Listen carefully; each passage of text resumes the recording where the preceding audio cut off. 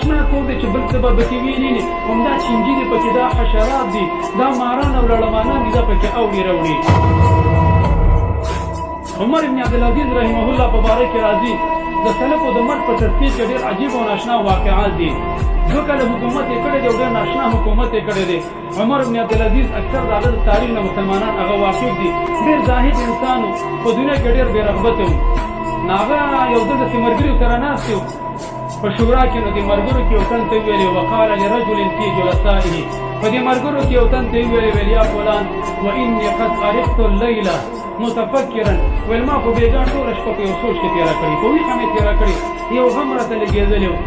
نو هغه ملګري ورته وویلې ففیما یا امیر المؤمنین ولې شپه دې په څه کې تېره کړې هغه ویل شپه مې په دې فکر کې تېره کړې چې القبر وساکنه هلکه دا قبر په دې کې چې دا مړی دا به څنګه حالت وي بیا خپل ملګري ته وویلې فلو ان رأيت الميت بعد ثالثة في القبر لاستوحشت